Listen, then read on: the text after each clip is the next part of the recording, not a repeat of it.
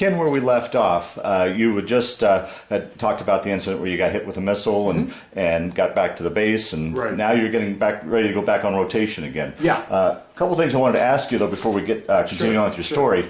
Off screen or off the tape, you talked about a number of things that I'd like to ask you about. One, you were the first B-52 to get hit and come back. Talk a little bit about that. Well, I was just the first one to get hit with a surface-to-air missile, and I guess just the first one to get hit. Oh, it got hit. Okay. Oh, yeah. right. Oh, okay. So nobody had been hit before. Ah. So April 9th, 1972 is my day of infamy. Yeah. That's the first one to get hit, and there certainly were many more after that. Particularly, there was a friend of mine that got hit 3 weeks later. He was the second, and then in December of that year, there was a tremendous amount of airplanes that were shot down, and some friends of mine bailed out and ended up in the Hanoi Hilton, and others limped back. So it became more commonplace, sadly. Yeah.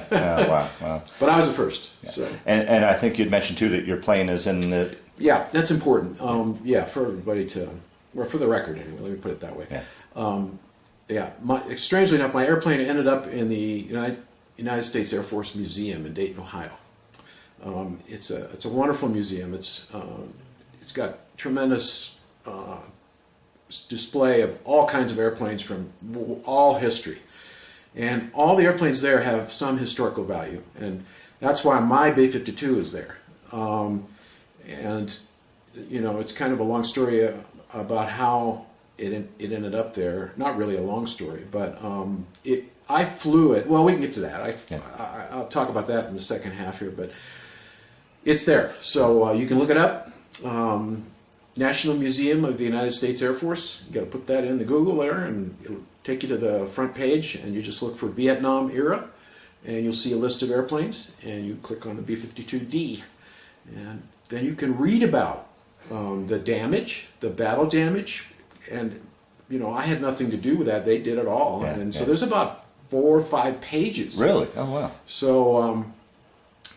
And it tells you when it was inducted into the National Museum. It was 1978, I think. Did you go to that ceremony? No, I didn't. They didn't have any connection with me until I connected with them a number of years later, and I'd like to share that towards the end. Okay, fine. Yeah. And then the last thing I wanted to ask in regards to this incident was your commander was going to put you in for the Silver Star, or whatever came with that. That's right. Yeah. No, it didn't end up to be the Silver Star. It ended up to be the Distinguished Flying Cross for the entire crew, which was only fair, I felt. Now, admittedly, I mean, they lived through it, but really it was me and my co-pilot that really, we were the ones that had to get it on the ground. Right. And they were just, at that point, they were really along for the ride and nothing else, because it was, they didn't have anything to say nor do, because I had them turn off everything electrical. So we were literally flying back to Da Nang by radar vectors and talking to the ground, talking to the controllers. So I didn't need the navigator, the radar navigator, or anything else, because we basically knew where we were, even if we didn't have even if we hadn't had the radio contact, we could have. We knew where we were in Vietnam, So, but but they awarded to the whole crew, which I thought was great. Wonderful. Because they lived through it, they had to, their lives were threatened. Right. Certainly. So they awarded that to all of us, and then I ended up with, at the end, which I'll talk about the next part a little bit.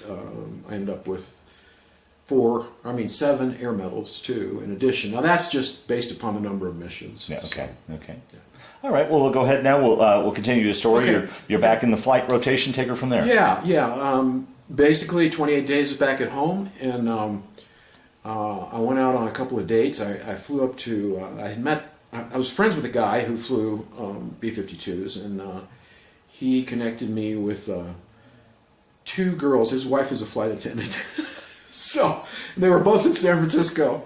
So, I wanted to have a little fun while I was home, and of course I was a single guy, and so I flew up to San Francisco and had a dinner date with one night, and a dinner date with one the other night. Neither one, they were very nice, but never amounted to anything, and then They flew us back over. This time I didn't have to fly an airplane over. They transported us back over, and we started flying again. And Now, this is your third tour, correct? yeah, third for me. Yeah, yeah, third for me, second for the crew. And of course, they changed out my co-pilot in there.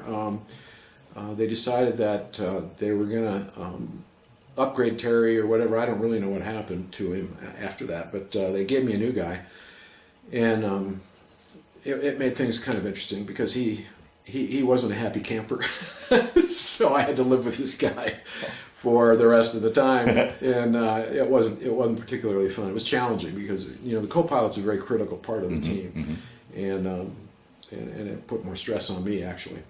Anyway, so we're back on the schedule and flying missions, and sure enough, it was long about September, and we knew that the airplane had been ferried back to Utapao after about a month on the ground in South Vietnam, at Da Nang.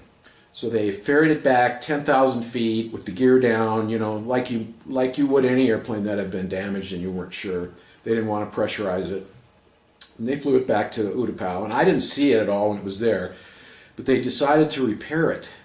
And so they went to work on it, and remember this happened in April, so it was about September when I discovered or heard through the grapevine there, just talking to people, that it was finished. It had been fixed, and they were going to put it back into service. So lo and behold, I don't think it was the first flight. Of course they did some test flying with it to make sure it was okay, but they put it back on the schedule, and we got it. I mean, I think it was one of the first few flights, maybe the second or third.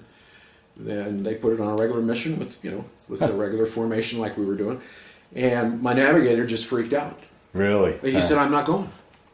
I'm not going. And so, I think from a pilot standpoint, if you've ever had, at least this was my feeling, even at the time, okay, this airplane saved my life. And there's an element of superstition here. Okay. So if this airplane saved my life, I love this airplane. I don't care anything about the fact that we got hit. I mean, it's going to protect me. So I'm going to go fly it again. So he refused to fly it on this particular day when we got to the briefing. And they put it back on the line. Then we got assigned, and it was our airplane. It's, tail numbers 56-665. The 56 is the year it was built. And the 665 was the number, and it's one that's sitting in the Air Force Museum, as I said. But so the co-pilot, not my co-pilot, my navigator said, I'm not going. And he didn't tell me directly. We were in the briefing room where the briefing had not started, and he went up and told the guy that was going to give the briefing that he wasn't going to go. And I don't know what I was doing.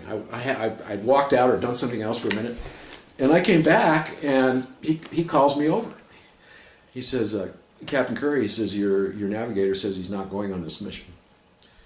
And I didn't even hesitate. I said, well, he is going. And he said, fine, will you take care of that, please?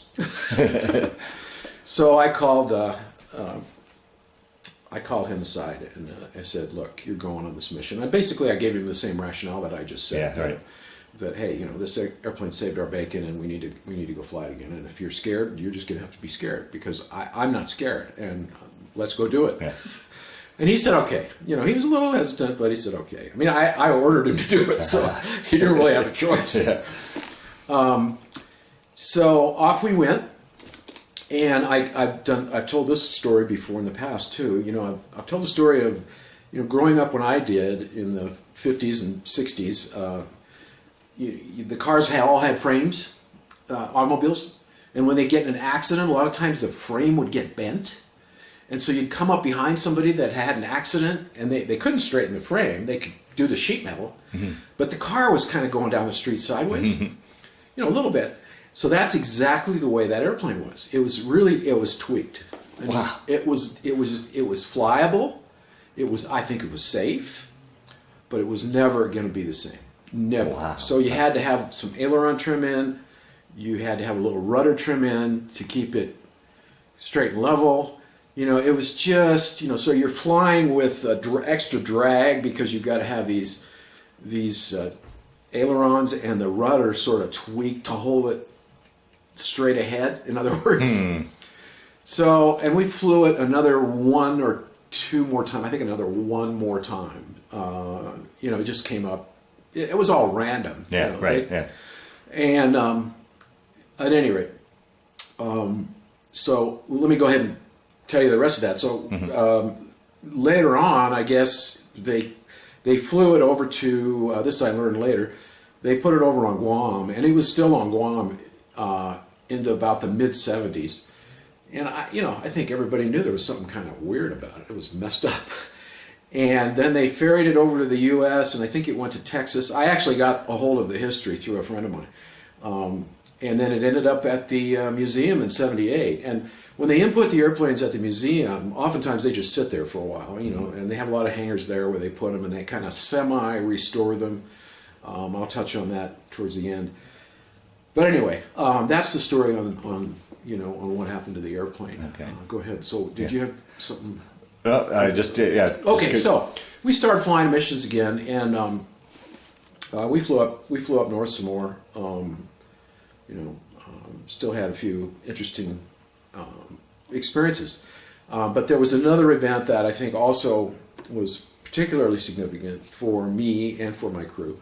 I had the same guys except for the co-pilot, and we had been assigned an airplane on this particular mission that was going to be ferried back to Guam. Okay, and ferried really meant after we did our bombing, we had to go to Guam. That's all it meant. It just meant we were taking that airplane to Guam because they wanted it over there instead of leaving it in Thailand.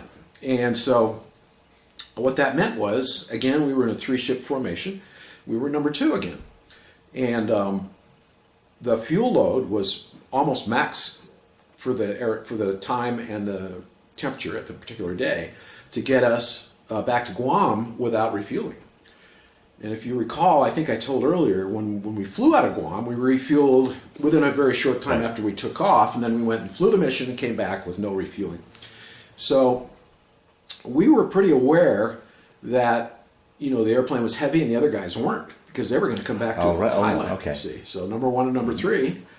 And so one of the things that I was concerned about, particularly, was, which you are always in an airplane, is the temperature, takeoff temperature. And it determines your performance of your engines. And this is true today as well. I mean, there's times of the year here in the United States where the airlines can't take off out of Phoenix. They can't fly out of Aspen. Phoenix just plain too hot.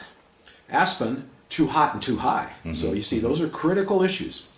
So they had given us a temperature, and as I recollect, it was a 72-degree takeoff temperature. Well, that seemed kind of low. Got that in the weather briefing, and it seemed low to me. So when we got out there, I checked a couple of times before we even taxied, and asked what the temperature was, and they told me it was 72 degrees.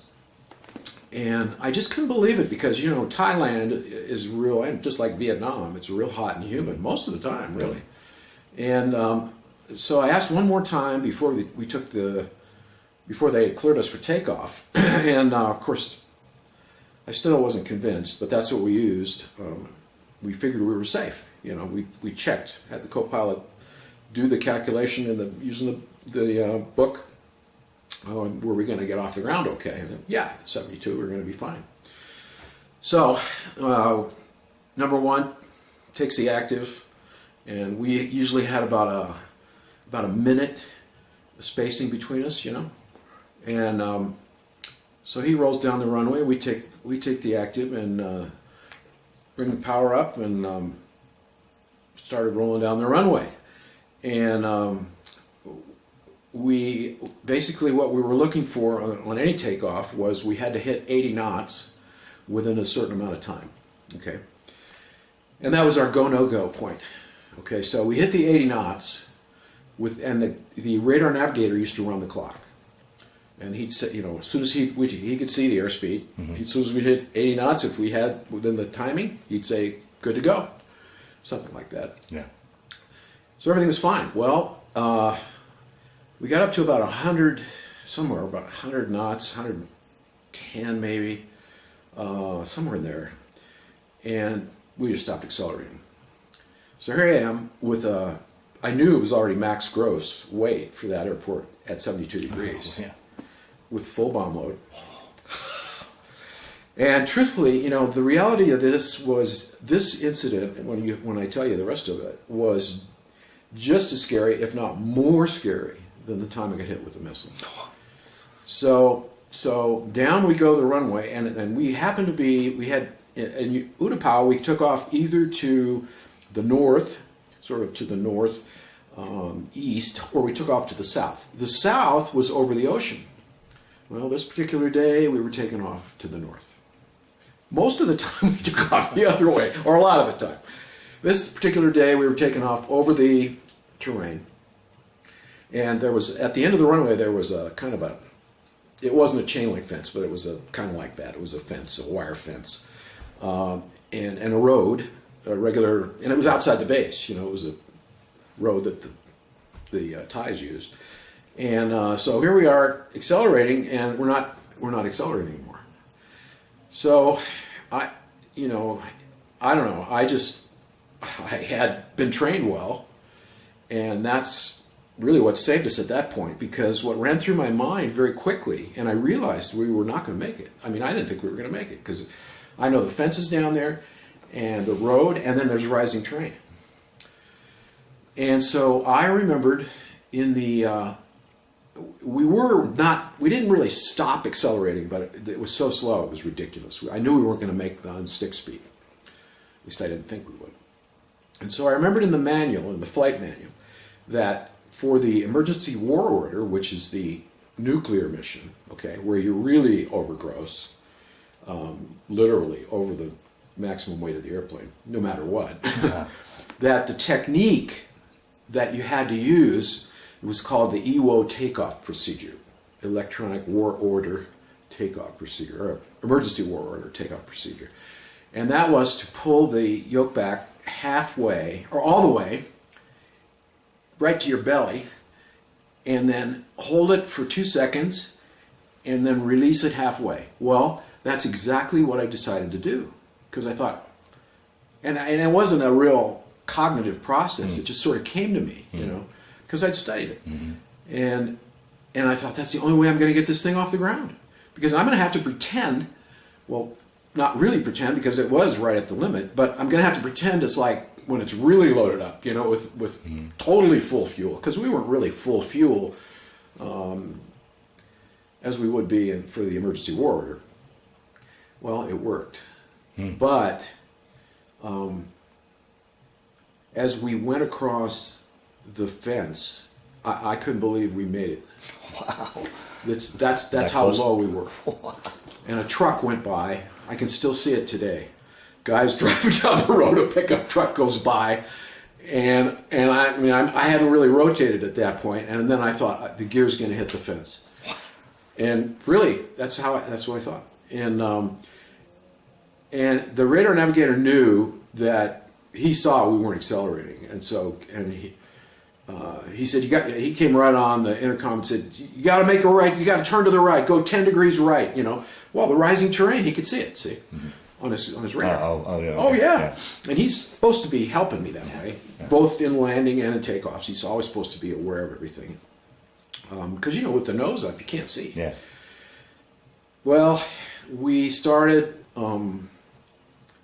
we did it for about, it seemed like an eternity, but we were dragging across the terrain and avoiding more rising terrain and just barely getting any vertical speed, or, you know, it was very minimal, and it just seemed like an eternity. And he was giving me vectors, you know, okay, turn right here, turn left here. And of course, meanwhile, number 3 takes off. And, you know, that's not a big deal, but he didn't know we were having all this. And he, of course, goes right over the top of us, you know, hauling, you know, over. And then, of course, you know, the obvious things that go through your mind is, well, how am I going to catch up with the formation, because I'm supposed to do this bomb run and I got weapons on board and all that kind of stuff. Well, that all finally turned out okay, but about something like 20 to 30 minutes later, when we finally caught up with them. And Anyway, so we went ahead and we did a successful bomb run, and we flew to Guam, and but I was ticked, really ticked, because I didn't believe that was the right temperature. So the first thing I did when we got there was I wrote up an incident report, and did it immediately. I mean, as soon as I got to our quarters, wanted to get that turned in right away. Well, it took about, I think this was roughly, and like I said, I think it was around maybe October. I think it was at least a month before I got a response back. And those incident reports, they take them seriously. They have to be reviewed, they have to be evaluated, and then they have to check everything. So the response came back, and it was like an accident report, except it was not an accident. So they had to go to the records, to the audio records from the tower giving us the temperature. They had to recheck all the weather data, and lo and behold, the temperature was 10 degrees off. It was 82 degrees. 82. So, I think that experience was, it was a different kind of scariness, or, but it lasted longer because we just didn't know if we were going to be able to, for quite a while there, if we were going to be able to climb up enough. And then, of course, you had this tremendous impetus to make the mission happen, to, and catch up with the formation and, the whole bit. I mean, that was another driver there that, you want to do the right thing and get it done, and we did it. But anyway, so it validated my intuition and my, thought about the whole thing, and proved that they gave us a bad temperature. So, and I learned a lot from that. You can't always trust what people are telling you, but even though they're not trying to mess you up or anything, but anyway, so that's the story. That's my number 2 story, and something I never forgot. And it really never came to fore for me until I began to get involved with this whole post-traumatic stress disorder thing. And that's when my focus was always on the missile hit, and that's where I thought was really a pretty heavy-duty thing. But in fact, what I'd already done is I put my claim in for PTSD with the missile event, and while it was in, it took 18 months to get the thing approved. So they're getting better. I mean, I say that. I hope that's the case. They are getting somewhat better, but mine took 18 months. But after I submitted the claim, then I thought, wow, I didn't think about that event. And so I wrote it all up, pretty much what I've just said, and submitted it as an addendum, as another part of my claim. So. And how long did you live with that before you filed that claim? How many years? Talk about a little bit about how that evolved. And dealing with that between that point and until you find my claim was just awarded in June of this year. Wow. Yeah, I just I didn't know anything about post-traumatic stress disorder. I didn't know. I just really didn't know. And it's a very interesting part of what happened is I have a friend who I flew with over there who's a year older than me, and he started driving veterans for the Disabled American Veterans Organization in Las Vegas, Nevada. And he did it for over 2 years. And during that 2-year period, somewhere along the line, I think it was at least a year into when he was doing that, I contacted him again because I'd kind of lost contact with him. We flew together out of March Air Force Base. He was a year older than me. He got out, went to work for Eastern Airlines. So I contacted him and he said, Ken, have you done anything about PTSD? I said, what are you talking about? Well, you got hit with that missile, man. He said, have you talked to the VA at all? I said, well, no. I got a home loan, VA loan back when I bought my first house, and he said, well, have you registered with the VA? I said, no. Ken, he said, you got to go down and get registered with the VA. You got to check this out. Because there's people that have this PTSD thing, man. He says, I think you have it. And I said, well, what do you mean? He says, well, I talked to a lot of these guys, different, not necessarily pilots, and this is a bad thing. It's a bad thing. And And you need to, and he really got on me about it, and he said, you got to do this. You got to go down there and you got to talk to him and you got to find out how you can apply and et cetera, et cetera. So that's what I did. And had it not been for that, I was clueless.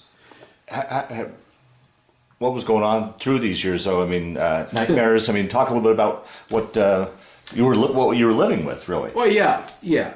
Basically, what I'm now aware of is that those events really, and actually the whole time, really, not just those two events, but you see those days, especially for me and the responsibility that I had, you were working on adrenaline like 24/7. You were pumped all the time. I began to relate even then, this is what police must go through. They get a lot of adrenaline exposure, and firemen. Anybody that's risking their life. Yeah, right. Right. And yet I didn't realize the impact. So what the impact was and is, I would have flashbacks, but I never really had heavy nightmares. Okay. But I had a lot of the other symptoms where I'd have to get up in the middle of the night and walk around the house, and I'd have anxiety at times in the middle of the night. It could have been nightmares. It could have been, and then I spent a lot of time off and on over the years thinking about it, just when it came up, it just, so in essence, where I'm at today is I realized that this type of an experience damages you forever. The reality is you're never probably going to get completely healed from it. Okay, so you're damaged. You're not this innocent young man anymore, and you're not going to be an innocent adult either, because you were subjected to this trauma, and I truly believe it's trauma, and so I'm very thankful for the VA, and because they have been wonderful. There's not a lot of pilots in the PTSD ranks there, here in Colorado, but those of us who are, we've had pretty significant, experiences. So I'm involved with a group. You can call it therapy. It's sort of therapy. It's we don't ever talk about politics or religion, and we just kind of share how we're doing. And this group runs from like 30 to 35 guys, and we meet every week in Fort Collins at the Vet Center. And I really enjoy it. It's been great. We all have this common bond of the Vietnam era, and so it's all Vietnam vets. It isn't. This particular group is Okay, Vietnam okay. vets. They have Afghanistan group. They have okay. Iraqi Freedom, Desert Storm. But no mixture of the different. No, well, a little bit. We've had an Afghan guy. He wanted to come to the Vietnam group, so okay. he was a younger guy, and he's only been a few times. But he's welcome. I mean, we all have this common, Yeah. So so I have that, and then I'm also going through one-on-one therapy too. Wow. With a PhD psychologist. So it's been really great. But the reality is, you're not going to change the fact completely that you're never going to be the same as you were. Sad but true. Right. So how has it affected me? I've been fired 4 times from jobs for no real reason. Nobody's ever really given me the reason. I've had pretty responsible jobs. I've been president, chief operating officer. I've been vice president, general manager. Had 67 employees. Got fired. Never told me why. Just booted me out the door. It was just so 4 times in the last 13 years, 12 years. Yeah.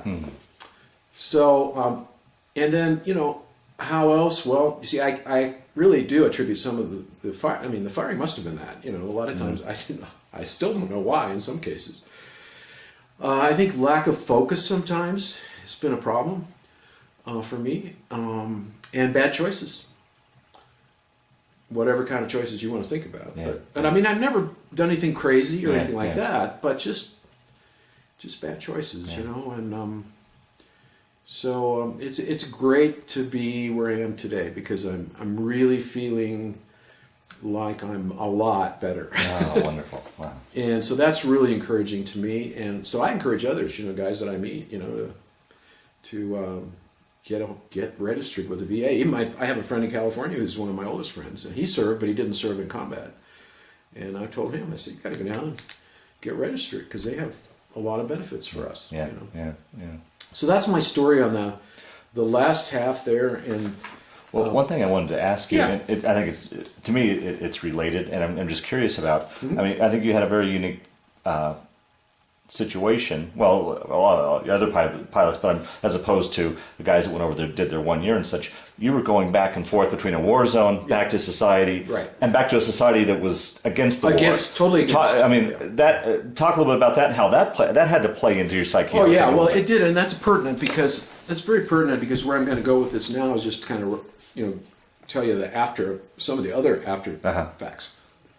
So we came home in right about Thanksgiving of '72, and that was the end of our 180 days. It wasn't quite 180 at that point, but and so we figured, well, we're coming home for another 28 days, and we're going to turn right around and go back.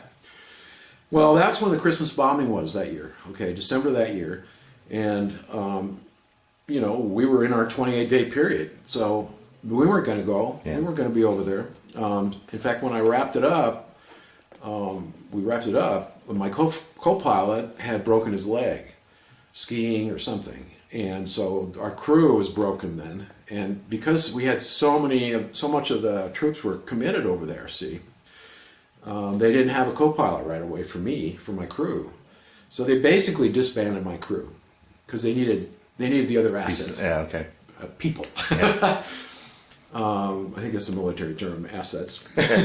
So they broke the crew up, and so it was just me, and somewhere along the line there. You see, towards the end, that last month I was over particularly on Guam, there was actually a dissension in the ranks. There really was. And these are officers, all these guys. Wow. And there was some protesting, vocal. Nobody going out with signs or anything. Yeah. But a couple of aircraft commanders refused to fly. And, their crew was behind them. And, this wasn't never publicized. And I didn't believe in that at all. I believed that I was there to serve, and no matter what, I was going to serve. And if I got killed, well, that was just the way it was. Some of these guys, this was an element that had been around for a long time against the war, and so that started going on. And I had no life. I had no life personally. I was totally. Flying bombing missions and flying. Yeah. I loved the flying part, and I loved the excitement, and I liked the adrenaline part, but I had no social life. I had no girlfriend. I had a car that was on jacks in a garage here stored that I hadn't seen for a whole year. And so all of that going on, and the negativeness when we came home that time, we came through Northern California. We landed up there at a base and had to go to the San Francisco airport in our flight suits. It was terrible. It was not nice. Yeah. I mean, there was no respect. You can't even imagine it today, the way there's respect for our servicemen. Yeah. But we walked through the airport to catch a flight to LA, and there were sneers and people were just nasty. Wow. They just weren't. It was terrible. So, all that put together, and this is like, by this time it's early December, and, my co-pilot has a broken leg, so I know we're not going back, I'm not going back with him, and then they decide, well, we're going to disband the crew, and then I just decided, I got to get out. I was due to get out in May, probably in June, early June. So I decided I was going to try to apply for an educational early out, which would get me out only 3 months early. Big deal. And I might say, believe it or not, this actually crossed my mind. I might save the government a little money because they actually sent me a little while later, even though I was already put that in, they sent me to Texas to get recurrent. in the B-52 because they wanted me to go back over. I had orders to go back over by myself to be a supplemental, and then they discovered that I had submitted this early out request, and they said, okay, well, looks like that's going to be approved. And what I was going to do was go back to school and get my teaching credential, and I got accepted at Loyola University, which is right near where I grew up. I put my paperwork in, and it didn't take very long to accept me. So I was supposed to go back to school, I think in April, something like that, May, something like that. And so my early out was March 26th of 73. So and lo and behold, that was almost the same date as when the POWs got released. Oh, really? Yeah. Oh, wow. Ah. Yeah. And of course, they quit flying early, something like January. I think it was the end of January, because they had the ceasefire. See, and that's how the POWs got released. Remember that? Maybe you don't remember, but I remember it. And so there was a strong emphasis from some of the higher-ranking officers that I worked for at my base in March. And one of the guys they flew with that really wanted me to stay. Had you put any thought into making it a career? Or? No, I never intended to. I was not a regular officer. I was a reserve officer. I'd never gone for the regular, but I'd certainly thought about it. But I've told my friends and others since then that if I had it to do over again, I would have stayed. Really? Yeah. Yeah, and the reason is I had a great career going, and I had a lot of people who cared about me. Yeah, well thought of. And they cared about me, and I missed the boat not doing that. I really did. You can't go back and change your past, but I have to be honest about it and say that I think I would have done very well. I probably would have retired at in my 40s. I think I've said to my friends at least a full colonel, maybe more. And they both, a lot of my closer friends readily agree with that, because they know who I am. Yeah, right. They know who I am. Yeah. But I didn't realize I was damaged either then. But and I don't know that would have affected my military career. I don't think it really would have. I think I still would have found out later sometime. So if there's any regret that I have in my life personally, only to do with me, it's that I didn't. I didn't listen quite as carefully to these guys, and these guys were they were giving me the heartfelt pitch.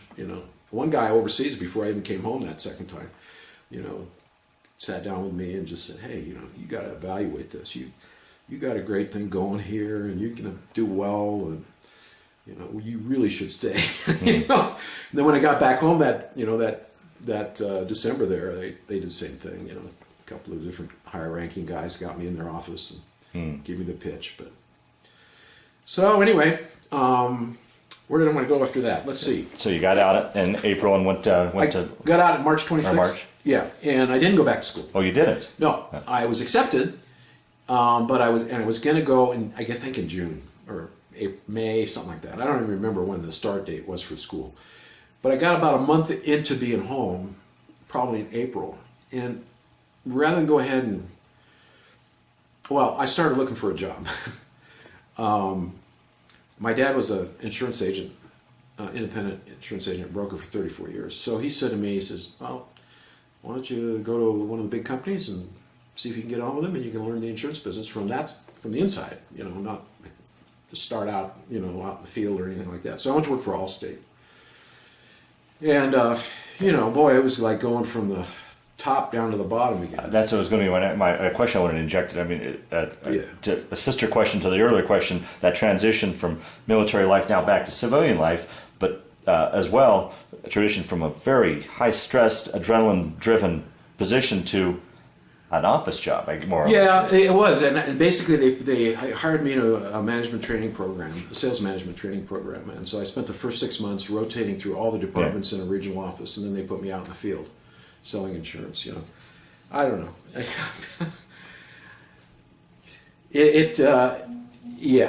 When I look back, it was a horrendous transition, and not a positive one. It was difficult. Because I loved a lot of the things about the military, and I still do. I mean, my son-in-law is active duty in the U.S. Navy, and he gets out in about a year and a half.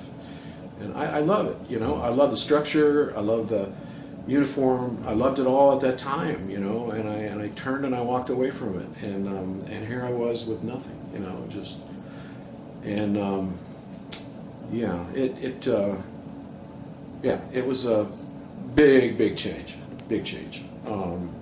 and while I was doing it, the second part of that year, I was standing at a booth outside a Sears store in Santa Ana, Costa Mesa, actually.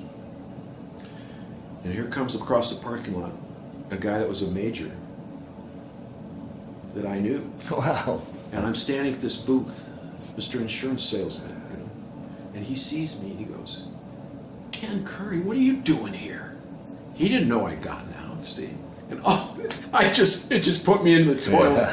I just felt so, you know, but it was too late then, you know. And I did try to get into the National Guard, and I tried to get into the reserves. Tanker Squadron, I wanted to get into, and then C-130, I tried to get into both those. Both of those had weekend warrior requirements.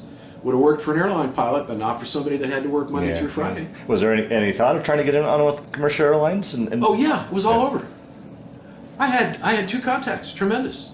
I had the director of security at Continental Airlines lived right next door to my parents. I knew him. He'd lived there all that time when I was in the military before, you know. Don Lohmeyer was his name. Then I had my Little League, the president of the Little League, Art Gardner, was the chief pilot at Western Airlines when I came home. So I had these two guys. And I called them both. And Don got me in to see the director of HR at Continental Airlines. And I had an interview, and she was real positive. And a week later, they called me and said, "Well, we lost our military airlift command contract, and so we're going to be laying off pilots." And then Art Gardner, I called him and I said, "What do you think?" And he said, "I don't think we're going to have jobs for a long time now that the war's over." And you know what? There were no jobs till 1978. That's the honest truth. I mean, that's the truth. A lot of people don't realize that. The guys that got out right before me, my friend who got out in 72, got on with Eastern Airlines, and he was with them until they went belly up 17 years later. And he continued on flying in other airlines. But so yeah, it was tragic. Although I never set out to do that, you know, it would have been a natural segue. Yeah, right. You know, because I certainly had the experience. Yeah. And I took my flight engineer written, which I had to have to get hired by anybody at that time. Passed that. I tried. I never gave up. I tried until about 78. And what happened was I had a friend of mine, the guy that was the second to get hit with a missile. He's a guy that I went through pilot training with. His dad got him through some leverage into American Airlines, into a training class, and it was the first one they'd had in about 5 years. He gets into the class, and he gets accepted into it. And he had gone back to school, gotten his law degree, and he was practicing law in Sun City, Arizona, outside of Phoenix. He bought a condo. He gave it all up, moved to Dallas for the training class. This is an incredible story, a sad story. And he was there, what was it? I don't know, 10 weeks, 8 weeks in training. And they had one more week to go, and they were going to graduate and start flying. Guy walks in and says the class is canceled. All your applications are going back in the stack. Oh, John was, and I had been in touch with John. His name was John Allward. John and I had been in touch, just not heavily, but just off and on, you know, because we had that common. Not only did we go through pilot training together, but he was the second guy to hit. So you know, it was just, and he was just absolutely furious. He said, "I will never, ever have anything to do with airplanes again." I mean, he was that mad, you know. So I'm going back to my law practice and et cetera, et cetera. But so you know, it was a tough time. So. Where else do you want to go there? You want to go after that? Let's see. I guess you asked some questions about. Yeah, if you just want to talk a little bit about the post-war years, about career and marriage, family and such. Yeah. Well, yeah. Now I was a single guy still, and you know,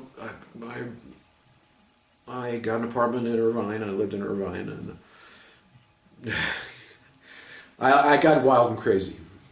I really did, and I wasn't a wild and crazy guy. Not in the years prior. I mean, I didn't get grossly wild and crazy. Don't get me wrong. Do you think maybe a symptom of? Oh, absolutely. Yeah. Oh, absolutely. No question about it. I mean, I've never been drunk really. I mean, I've never thrown up from drinking or anything like that. So when I say I got crazy, I mean, I was chasing women a lot, and and partying, and I had an next door neighbor who loved to do that, and he was a little older than me, and he'd show me the ropes, and we'd go out. And yeah, I think it had a lot to do with it. And then I met my wife, and we got married, and she moved in with me, which is really bizarre because that was not common then. I mean, I wouldn't do that again. I don't know why I did it. See, that's an example of a choice. See, okay. I mean, I wasn't I wasn't discriminated against or disparaged against, but even today, that's just not the kind of accepted norm. Although I know it goes on a lot more today, but back then it was very uncommon. So did that and continued on with Allstate, and finally left there after about a little over a year, because I met some people that said, "Oh, you got to go to the life insurance business. That's where the big bucks is. That's where they're really going to make the money." And you ought to go down to Connecticut General in Newport Beach on Fashion Island. And they had an office up on the 13th floor of this building, and everybody was bucks up, driving fancy cars, and you're going to be. Well, I did that for 2.5 years. I sold some stuff, but it takes 5 years in the life insurance business, and probably any other part. But this is kind of a fact in that business. 5 years of building your business before you really start to make money, and you can make good money. You can be successful. So I'd only been in a total of 3.5, and Paulette, my wife, looked at me one day and said, "What are you doing? Why are you working in this insurance business? This is crazy. You're not making any money." And I readily agreed with her. So I looked for another job, and I found one almost right away. I went to work for Honeywell, selling an energy management system. Can you imagine that? This is now 1978, and I'm selling an energy management system, microprocessor based. Wow. What? What's a microprocessor? Well, I kind of already knew because we had an analog computer in the B-52. So they sent me to training for 3 weeks up in Minneapolis, and popped me out as a sales guy, and I got a company car, and it was kind of fun, running all over LA, And a guy I worked with was an ex-policeman, and he was just as crazy as I was to some degree. And we had a lot of fun doing it, trying to sell this particular system called a Delta 1000. But during that time, Paulette, my wife, had met another gal who knew somebody in aviation, and she told her and said, "Would he be interested?" And she said, "I think he might, and here's our phone number." And she told me, she said, "This guy will probably be calling you." And this guy called me, and he knew already that I had been a pilot and everything through the contact. And he called me and said, "Hey, how'd you like to get back into aviation?" I said, "I'd love it." And I wasn't thinking of flying. I knew they were a company that did modifications on airplanes, and so I got hired almost right away. So it was great, and I went to work at a company right near where I grew up, right on the other side of the airport. It's called Air Research Aviation Company. It was a division of the Garrett Corporation, and Cliff Garrett was a real successful entrepreneur in aviation airplane components in the post-war, and by this time now we were in 78, 79, right in there, and I doubled my income right away, and again, it was not huge, but but I wasn't making much, even with Honeywell, and so I did that, and then during that time, one of my customers I was assigned was British Aerospace, so I started calling on them back in Washington D.C. and I became real friends with a guy who was the local sales guy selling their business jet, and one thing led to another, and he got a promotion, and he was British, and they promoted him to somewhere in Africa. Cameroon, I think. And so he needed a replacement. And I had already met everybody at the headquarters of British Aerospace Inc. in Washington, and they knew me, and they interviewed me, and they hired me. So that was a huge change. That was a really great thing. And basically there I had a one-man office. He had a one-man office, and I was with him a total of 12 and a half years. I took a promotion after I was with him 10 and a half years, and moved to Little Rock, Arkansas, to work for a wholly owned subsidiary called Arkansas Aerospace. I was the director of marketing and sales, and I was living a dream sort of after. Because what I did is also went back to school. While I was at Air Research, I went back. I had a coworker who was, again, he was about a year older than me, maybe a little more than that, and he said, "Hey, Ken," he said, I'm going to go get my MBA at Pepperdine. Would you be, you interested in that?" I said, "Hey, that sounds pretty good." And I had the GI Bill, and this was going to cost about 10 grand, to get my MBA. And we went, so I did it with him, and, he was in my class. And we went at night and on weekends, Friday night and sometimes all weekend, and then have to study, after work. So we didn't have to quit work. So I got my MBA in December of 1980. And I was still working for Air Research then, and it was in 81 that I got hired by British Aerospace. Not because of my MBA by any means, but just because of my contacts. Right. So then I went to Little Rock, like I said, and was the director of sales and marketing for that subsidiary. And that was a great experience, except the transition to the South was tough. Yeah. A lot of nice people. British Aerospace decided then to, with very little notice about, just rumors, they sold the entire business jet line to Raytheon. And I was the last guy to be let go at Arkansas Aerospace. Now, they gave me a year's severance, but I was basically in Little Rock, Arkansas with no job. And so, again, looking back, and when I made the choice to go to Arkansas, I did it without really conferring with my wife, and I had little kids, and I looked at her and said, "We're going. We're out of here. We're leaving Irvine." Another dumb choice. Really. Yeah. Here's why. And I think most of us learn this. I mean, it's just I've learned it over the years because I've made enough mistakes.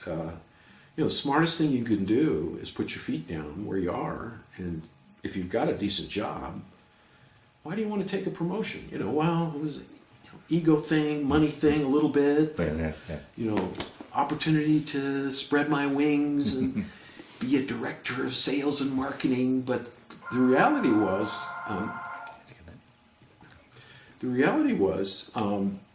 that you may hear the recording there, but that it didn't play out.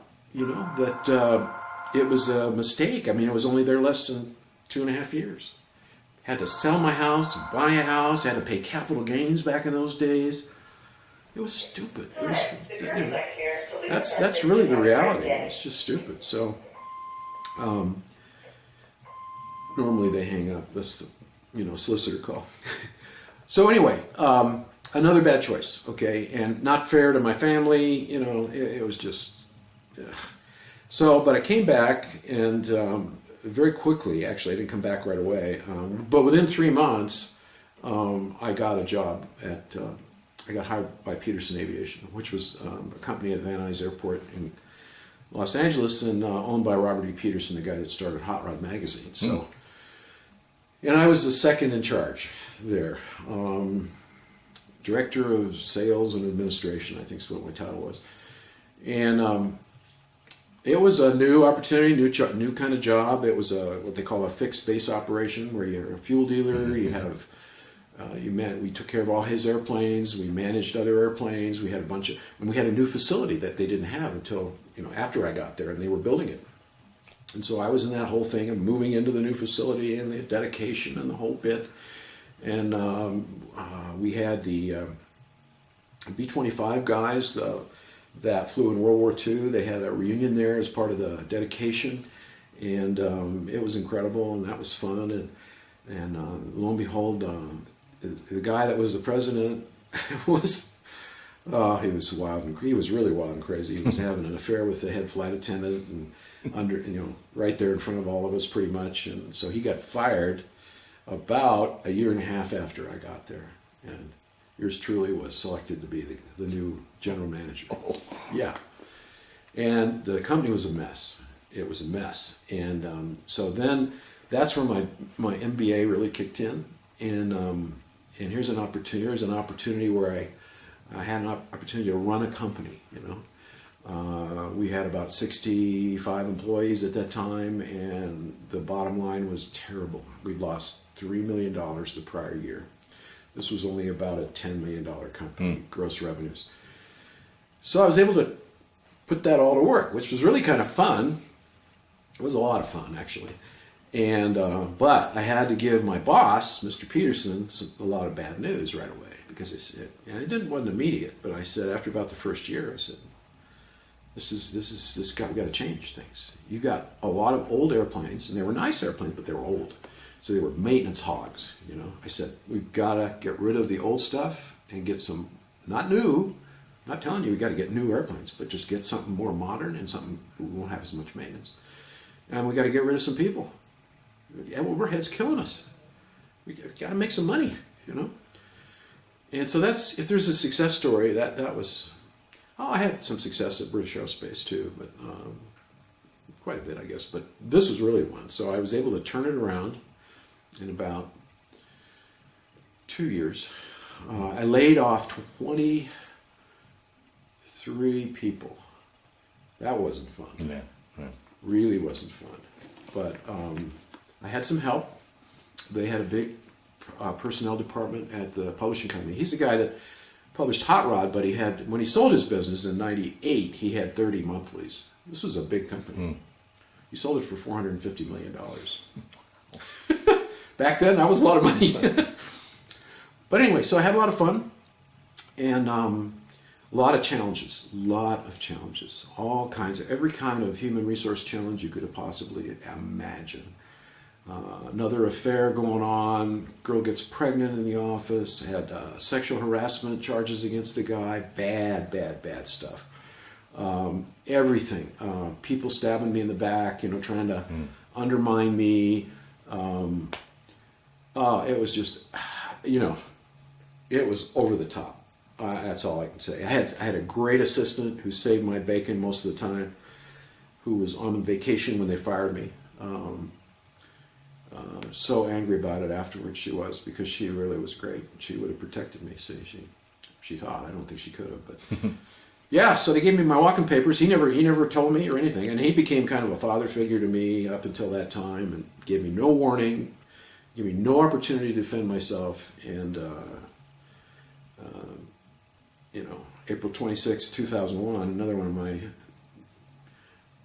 permanent remembrances date-wise, another April. They came walking in, him and his lawyer and his Call from Drew Williamson. and his HR guy. I'm sorry, and handed me the papers. Said, "Well," and this was 8 o'clock in the morning.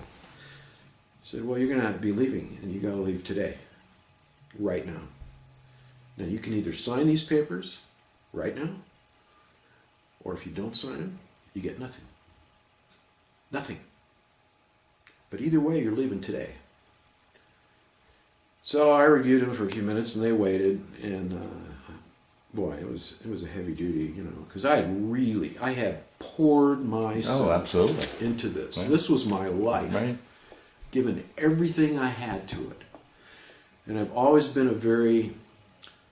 had a high level of integrity and professionalism, and I never took advantage of my position. And for him to fire me that way, it was just. So I signed the papers. Got a year's severance, full salary, benefits for a year, and had my line manager, service manager, loaded his car and my car with its stuff, and drove to my house. Done. Pretty shattering. Yeah. So then since that time, I've stuck with aviation. I started my own business, although that's not really my forte. I formed a corporation, KC Aviation Inc., and was going to do airplane sales. I've done very little of that all these years since then. This was 2001.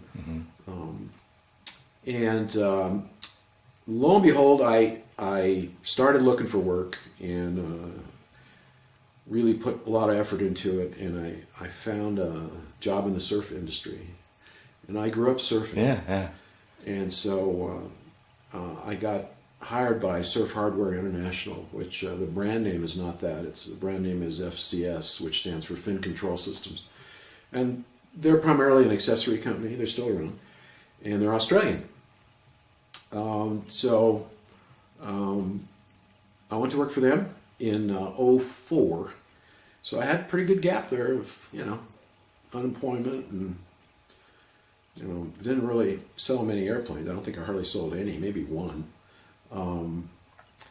But I went to work for them, and the job was in San Diego. And and they're an Australian company, and I was running the U.S. operation. 14 employees in San Diego. But I was loving it. It wasn't perfect, but I loved the surf industry. I love surfing. I still do. And did that. The company was about halfway through there. I was there for about a year and a half.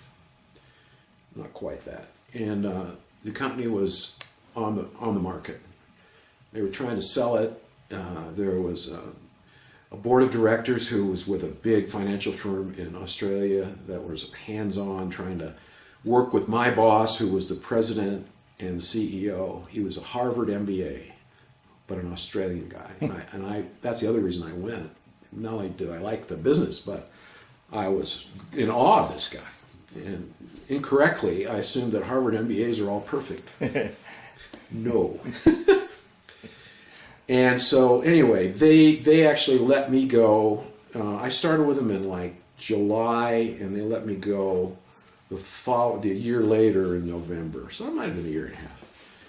And 2 weeks later, they let him go in Australia. Yeah. He was the president of the company.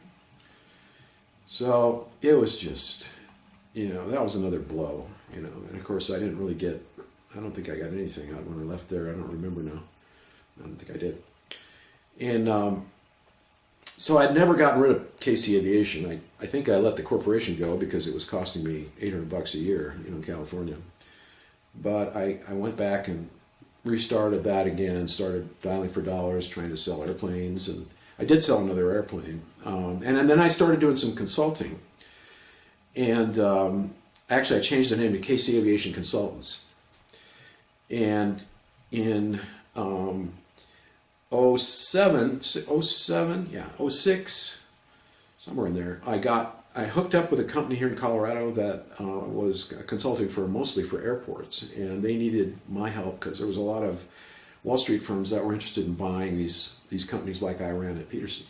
So I was the guy that knew that whole thing. So we'd go in and evaluate different companies, and they would pay me, and it was a good deal. I didn't make a huge amount of money, but it was something anyway. Yeah. And I got to travel again, which I love. But so I did that, and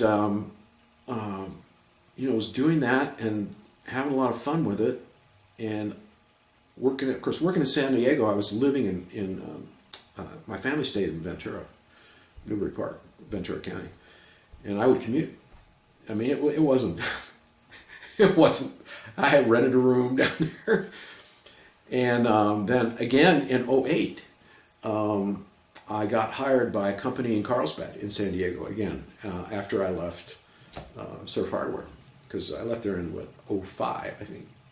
So in 2008, July, I got hired by JetSource in Carlsbad, California, to run the whole thing, and it was 100 employees, and I was stoked. I really was. Yeah. 2 FBOs, charter, maintenance, all this stuff I'd done at Peterson.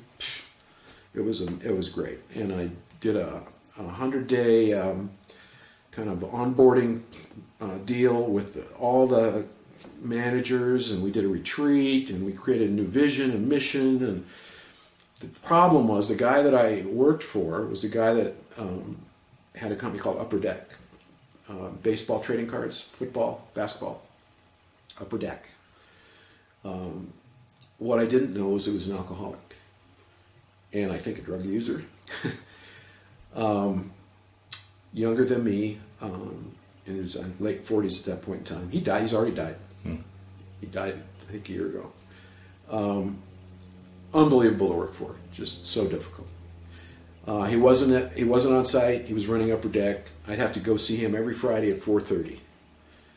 Oh, every time it was like out of a motion picture. He was just really bizarre.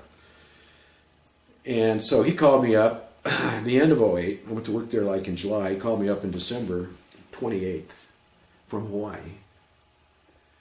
Said, this just isn't working out. I said, what? Look what I've done. It's coming together. I think the people are doing better. Everything's happening. No, I just don't think it's working out. He said, yeah, you have done a good job. Yeah. But that's it. Well, I didn't do some of the things he told me to do. See, one of the things he told me to do was to put in a surveillance system in the charter department without telling him. Video and audio surveillance, that's illegal. Video particularly. And he wanted me to put it in at night. And he said he wanted me to use this guy that did his home where his kids played in the basement. He put a surveillance system in. This guy was... And I didn't know he was an alcoholic at the time, really. And I didn't know he had a drug problem. I found that out not that many years ago. But anyway, so he fired me. Bye. Nothing. And I was making pretty good money there, too. So there I was on the street again, going into '09, and I was running out of money, basically, too. So that's what really prompted us moving here to Colorado. Because we moved in June of '09, or July of '09. Sold my house in California, and that's why I'm here, in part. Truthfully, another bad choice. Really, yeah. For Ken. I'm a California guy. Yeah, right, okay. I'll never get it out of my system, Yeah. I don't dislike it here. I used to travel over here a lot with British. I had this as part of my territory for about 8 years. I used to travel all over the western U.S. I've been a big traveling guy, the Australian company, and then when I was in Arkansas, I traveled to Africa. I mean, it's been a great ride. Yeah. But yeah, another bad choice because now here I find myself here today, and it's been great here in a lot of ways. A lot of nice, good things have happened. The VA has happened. I've got one close friend who I already had as a close friend from California that moved here in '05, and we got reconnected. And I think a lot of them. He's a lot younger than me, but he's a great guy, and so that's a bright spot. But my brother's disowned me since I've been here. He lives in Aurora. He's never been to my house. Never been here. Ever. The whole time.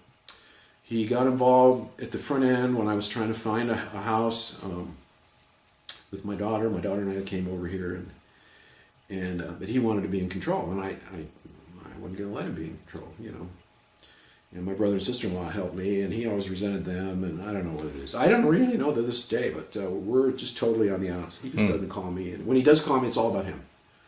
So, I'm doing this, I'm doing that. He's still working. He's a human resource guy. So that's a real negative for me being here. Having a brother that,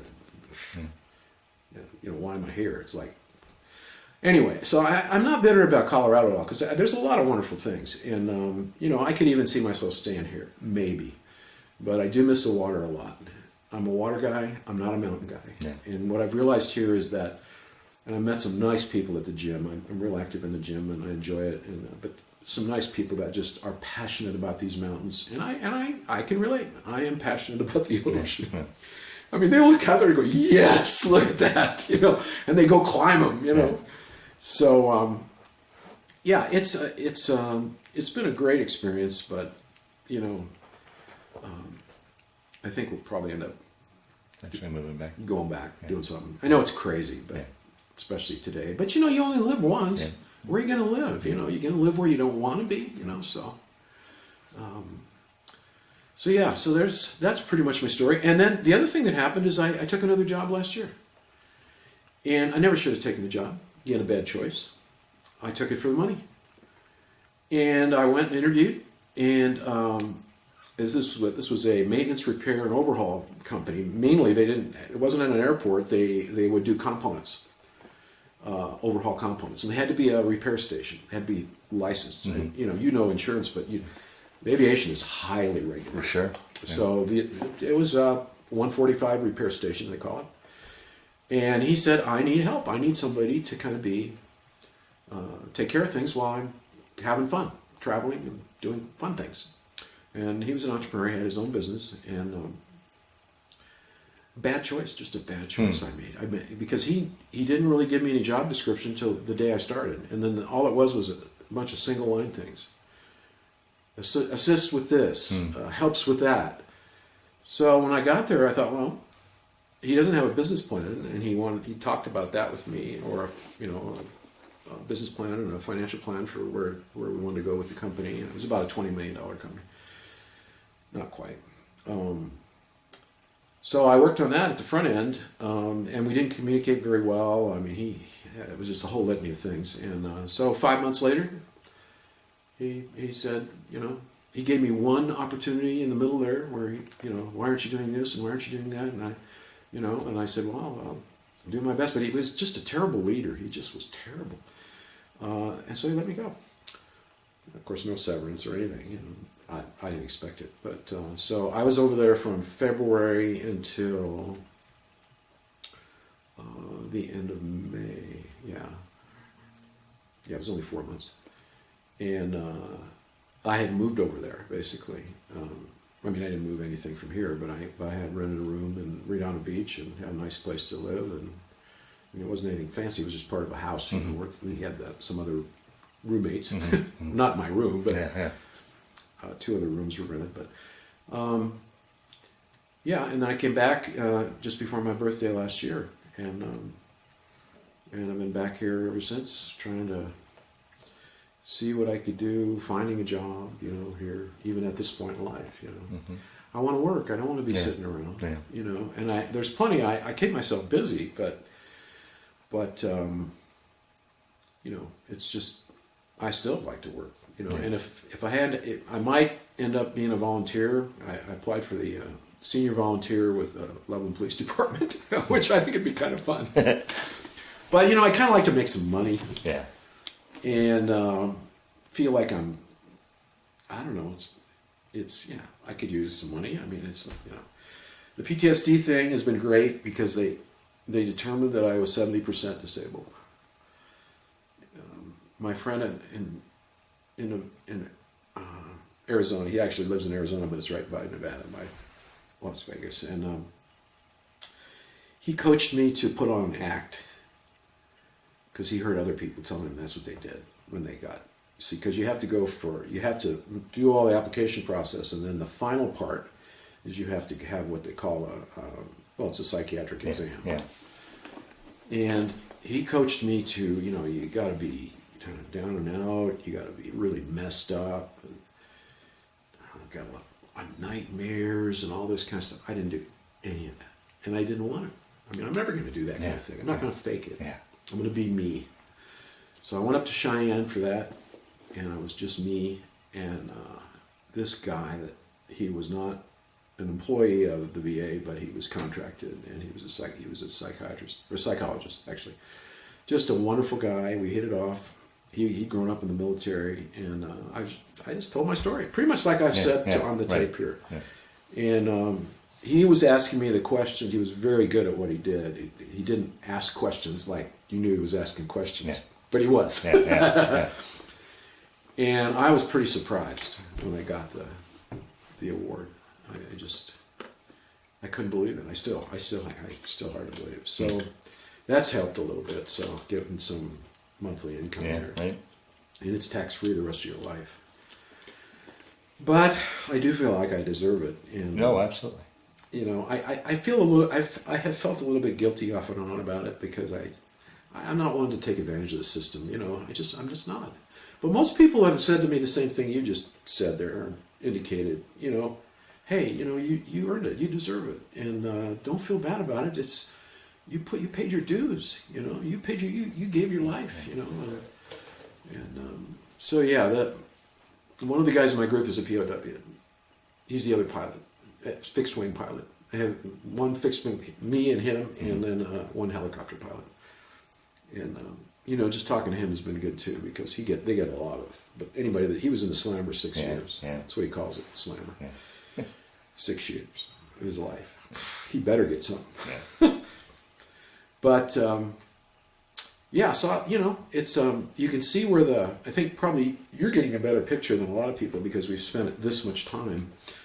You can see where the bad choices were, and there's more than one. You know. There's been a lot. Yeah, yeah.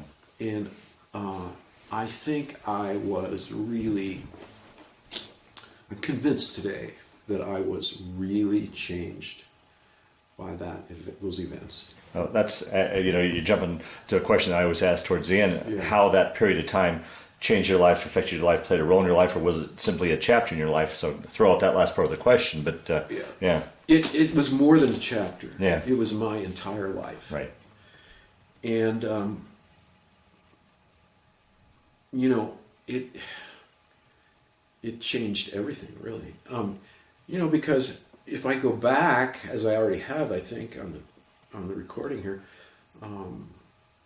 I was on my way, really, you know. I mean, I was doing good. Yeah. I got my degree. Yeah, right. I was focused on my work. Yeah. I was in the scholastic fraternity, you know. I was getting good grades. Nice.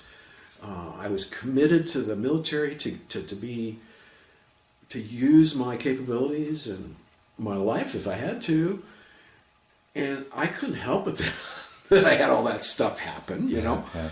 But I had given it all up there, and boy, it has been good after that. It's been kind of crazy, you know. Wow.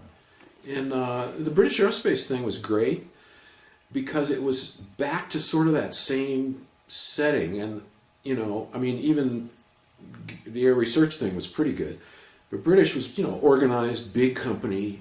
That's where I kind of fit, you know. I like that. Yeah, you know? right. You know, here's how we do it. Yeah, you know, yeah. Here's where you fit. Yeah. You do what we tell you, you know, and you'll do great. Yeah.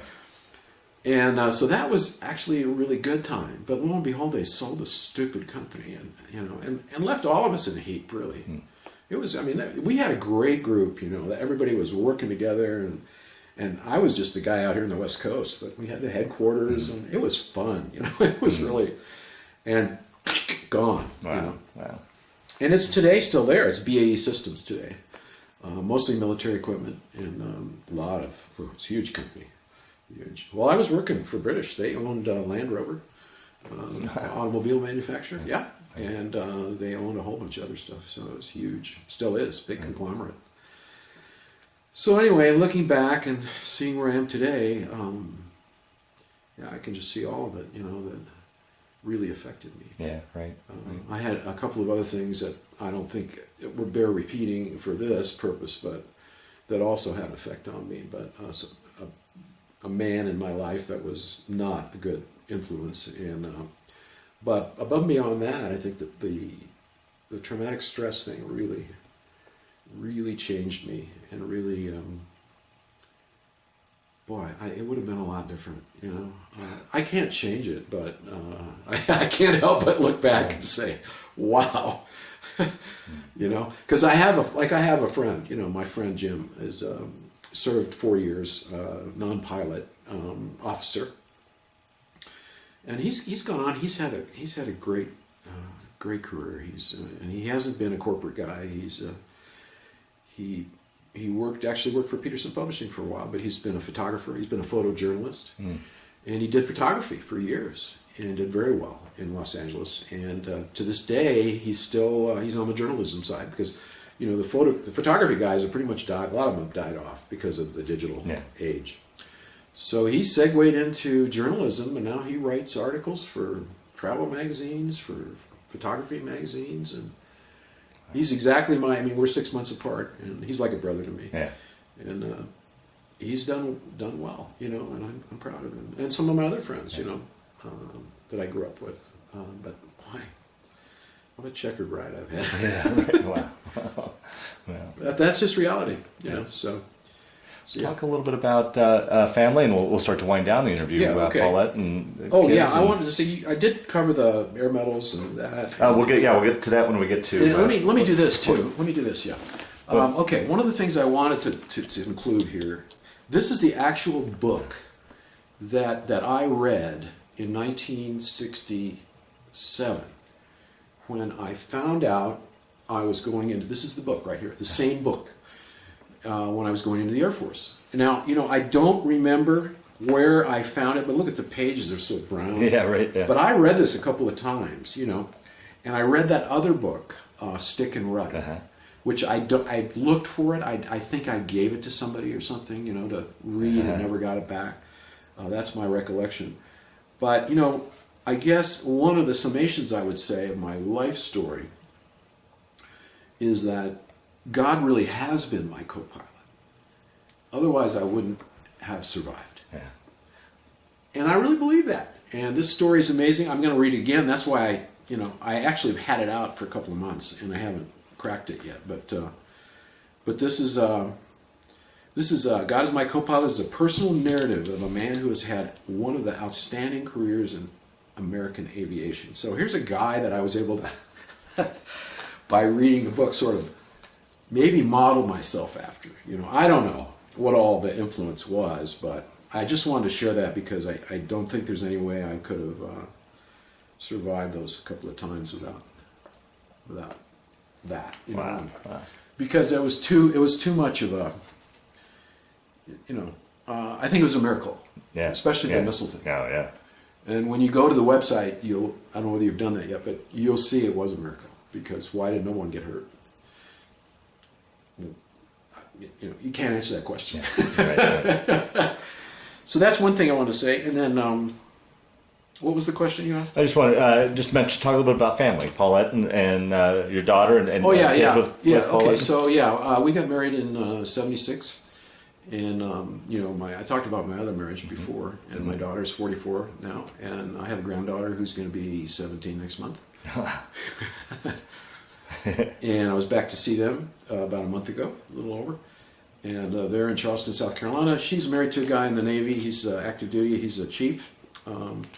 He's based in San Diego. They made the choice to move, to let him move out to San Diego and keep her in high school because she would have been going into her junior year. And I think they made a wise move for her. It has not been easy for them, but I think they're going to get through it all. And he trips back there, and she's coming out for Thanksgiving to see him. And so I'm very, very honored to have them, you know, in my part of my life. Mm-hmm. My daughter and my granddaughter and even her husband. So that's that part of it. And then my wife and I, Paulette, and I could not have children. We tried for a long time. We did artificial insemination three times, I guess. Not in vitro, which is when they actually squirt the sperm into the egg, but this is artificial, so they just put it in the vagina, and it's supposed to just do its normal thing, but it didn't work. So we ended up adopting. So I have 2 adopted kids. I have Christy, who we adopted in 1985. Both of these adoptions were adoptions at birth. So we met the birth moms, and they selected us to be the parents. And this girl had 1 abortion, 1 crib death, and then she was pregnant with Christy. So she was at a point in her life, and she was 21 years old. She was at a point in her life where there was no way she could handle keeping the child. And she would not ever do the abortion again. She had the 1 crib death after the child was a year old, and it was a boy. So before she knew she was going to give birth to Christy, she didn't know she was a girl, but she decided she was going to adopt. So we got selected. She selected us, and we did it through an attorney. We didn't do it through an agency. And we were there when she was born, and her birth mom gave her to us, and we took her home and started her life. So it's been great, but it's been challenging because both my children, I'll tell you about Scott in a minute, but Christy was developmentally delayed. Okay, she was a small baby, small for gestational age, but she was not a preemie. It was a normal birth. She was just small, and she's mixed race. She's 1/4 Mountain Ute, Colorado tribe. Ute has two branches. One is the Mountain Ute, and there's the Plains Ute. Mm-hmm. And so her father was half American Indian, and we never met him. And her mother was adopted in the old way, a blind adoption. So she has no medical records on that side at all. Right. She had very little anyway. Yeah. But, so Christy was developmentally delayed. She started special education at 3.5 years of age. Actually started school. The bus came to pick her up when she was 3.5. Wow. Yeah, in Irvine. Had a wonderful school district there, and we had a lot of great help. But it was a very trying time as she grew up because but she did really well, all things considered. She had speech delay. She had physical problems. She was a toe walker. She, then later she was ADD, ADHD. She had, attention deficit issues. She was in special ed the entire time in high school. She was never in any other kind of class. So as a result, she was discriminated against, she was teased, she was challenged. But I give her great credit because she graduated on schedule and got her high school diploma. And had a rough time, had a hard time making friends, still does. She's now 28 years old. She recently moved out and went on her own. She's had a rough ride already. She was working for Starbucks here on 34, and the woman had lost 7 employees. They'd either walked out, left, given notice, and Christy had, concurrent with those 7 leaving, somewhere in there, Christy had told her manager that she was going to request a transfer. And Starbucks was all for that, they support that. And Christy had, benefits and everything. And so it's the contention. This is the contention. It's not a fact, but it's pretty much been validated by some others that work for Starbucks that Christy got fired. And the cause was given to her that she gave somebody a free drink. Well, she actually did. But that does happen there quite often. Yeah. And the girl she gave the free drink to was a girl that worked at Chipotle across the street and had given her free burritos a lot of times. And the manager was in a bind because she's looking bad. She's lost 7 people. Christy was going to be the 8th. And she better show that she can get rid of somebody. You know what I'm saying? Yeah, right. So she got fired. No notice. The event happened a week before. She let her continue working, and then when she came in on a Saturday, she said, "You're fired, here's your check." Wow. Just, So, instantly, no benefits, no income, and so she had been talking a lot with her friend down in Westminster about the transfer, and she was going to move in there. She had it all set up. And so she's gone ahead and done that without regard to the job part, and she got a job down there. To begin with, and I'm trying to remember now where she worked, but anyway, she got one job, and then that didn't work out. Then she went to work for Dillard's, and that didn't work out. So she's interviewed now for a job with Otterbox, and I'm hoping she gets it, in the call center. She was recently working for Dillard's, and so I'm keeping my fingers crossed that, because she's ready to be on her own. She's a tough customer. So we've seen her quite a bit, not a lot, but she hasn't been here that many times. But she's been gone a couple of months at least, probably 3 months, I guess now. Scott, same story in many ways. At birth, mother was 21, already had another child. already given up the child for adoption. Same kind of thing, open adoption, meet the mother, give birth. Scott has a half-sister. So we went through a sort of a quasi-agency for him in San Diego. And so he's been a good kid, but he's had his share of problems too. He's always been a good guy. He's never drunk anything. He has nice friends. He's real social. He struggled through school. He wasn't full-on special ed. He was in what they call, I can't remember the name of it now. I got it right on the tip of my tongue, but it's sort of like special ed, but it's not full-time special ed. They have help. It's for he's a special needs kid, but he's not fully, But he didn't make it out of high school. He really did. The last part of his senior year, it was partly the school's fault. A lot of it's the school's fault. His counselor, the teacher, the whole bit. So I had to pay for his high school diploma at a private school, and he did. He finished it. So he got a high school diploma, which is good. But it was never a problem with him.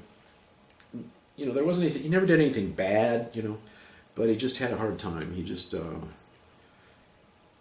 a hard time. I guess that was it. I tried to get him into sports, and he had some bad experiences in sports with coaches and baseball and basketball.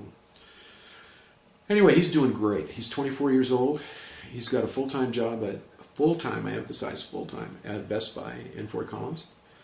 He started out in the auto business. He was at one of the auto dealerships. It wasn't the right fit, but he's just loving this. He's kind of real technical. He's knowledgeable about that. He's just got a high school diploma. That's it. He never wanted to go to college. And he's in his spot, and they like him. And his manager loves him, and I think he's got a career if he wants to keep it, and I think he does. He used to work for Tilly's clothing outfit, and he worked there a long time in high school, and it was the same kind of thing. He's one of these kind of guys. They like him. He works hard. He keeps his eye on the ball. He's friendly. And how can you not like him? He's dependable. Shows up. So I'm very pleased about him and how he's doing, and he's still here with us. And I don't know. We'll just let that go as long as he wants for now. So that's about it. And I think it's been a really amazing experience to adopt. I love them both, but it's a real different experience too, having had one of my own as well. Right. Because the one thing you'll never have with your adopted kids that you do have with your own blood relatives is you can have that connection with your own self. You can see some of it in them, but that doesn't make you love them any less if you don't. Yeah. So yeah. That's about it. Paulette has had a lot of illness in the last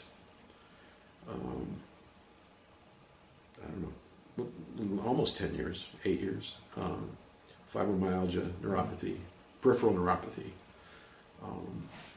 So her health hasn't been very good, and still isn't. She's gotten somewhat better, but she's home, see, and I'm not. Yeah. This is home for her. She grew up in Greeley. Oh, okay. Native of Colorado. Gotcha. Went to Greeley Central, went to University of Northern Colorado for 2 years, something like that. So I used to travel here on business, but I used to also travel over to see her family, her parents. They used to live in Greeley. So I've already been familiar with this place and with the area to some degree. We drove up the Big Thompson in 1976, 4 days before the flood. Yeah, that's the first time I'd been, that's the first time I'd been here. Yeah. And we're driving home, I think, and we heard about it. So, but her roots are here. She's still got 3 girlfriends here. and one in Fort Collins, who's probably her oldest friend, and one in Berthoud. She's close with both of them, and then one in Colorado Springs, who she's still in touch with, but not as close. So she really doesn't have a whole lot of roots here anymore. Family's all gone. Big German family. Her father worked for the Greeley Tribune for 50 years. 50 years. And he didn't work in the newspaper department. He worked in the job shop, the printing department. 50 years. Started out as a paper boy. Can you imagine? It doesn't happen much these days. Wow. So that's about it, I guess. Okay. Any other questions you have? Well, I just we'll just close it down. If there's any sort of closing statement you'd like to make, Okay. in regards to anything we've talked about, and just to kind of cap off this interview. Yeah. Well, I'm honored to have the opportunity to do this, and I want to thank you for that. I think it'll be great. It's just something for posterity, I think, to my family particularly, because it'll be a record. And I really appreciate that. So thank you. Yeah. I think I'd also just like to close with kind of a little bit about me that I haven't maybe really made clear, that I'd like to make real clear. I'm at a point where I've lived long enough to know who I am, and I've gotten even more in touch with who I am through my group therapy of the PTSD and through my individual therapy, and it's been a good thing.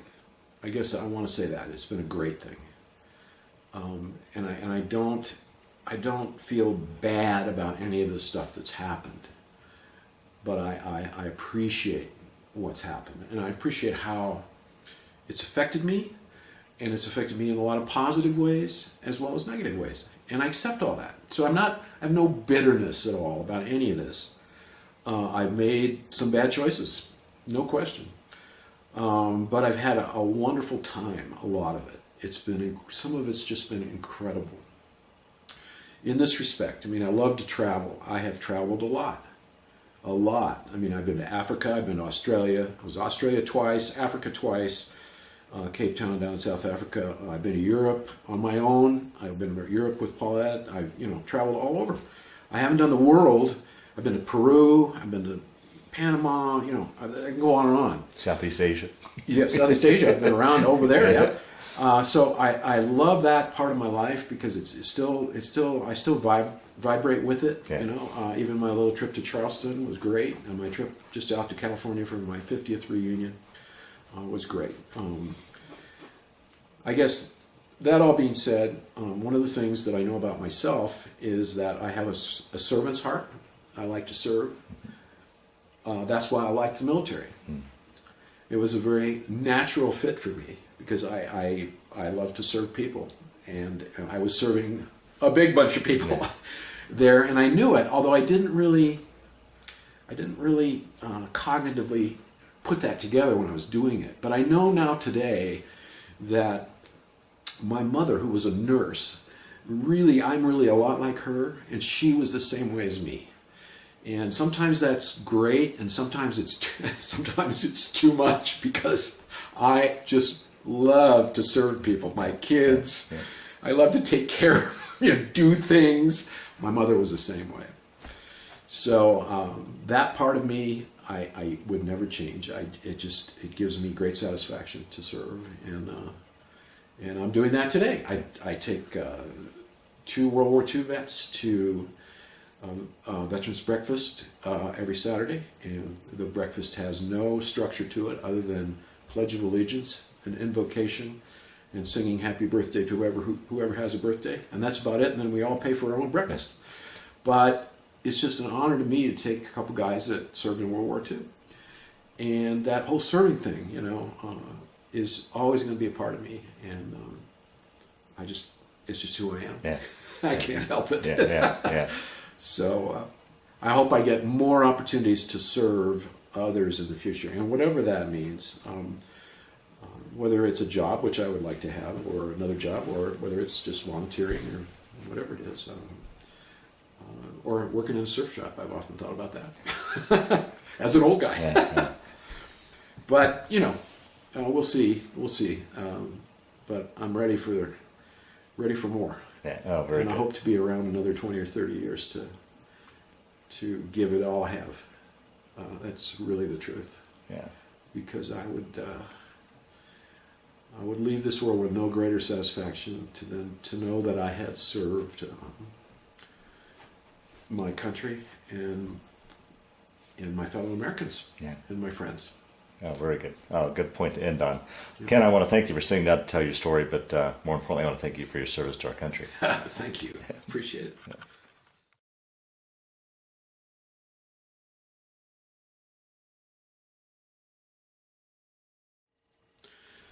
This is the plaque, so to speak, or framed piece that Paulette put together for me. It's got an article that was in the Pacific Flyer a number of years ago. I don't remember the date exactly, but it was somewhere not that long after, well, it was quite a while after the war, and he came out and interviewed me and wrote this article, which is here. Mm-hmm. And then this is my 100 mission patch for Vietnam. How many altogether did you fly? 157. Yeah, 157. And this here is my air medal, and it's got, I actually have, this is incorrect, I actually have seven oak leaf clusters. You can see them up here. This one should have 7 on it. Mm-hmm. I made a few mistakes when I put this together, but this one has the 7, the silver one is the 5, and then 2 more. So I have 7 air medals, and this is the Distinguished Flying Cross. And for what it's worth, I'll tell you the correction here. This needs to be over here, and this needs to be in a different place. This probably needs to be over here. But this is the DFC, and the DFC should be to the farthest to the right. And these are my wings, and I didn't get a star on my wings because I would have if I'd been there a little bit longer. And this is my squadron at March Air Force Base. Okay. Ducimus is the word. I can't remember what it means, but actually,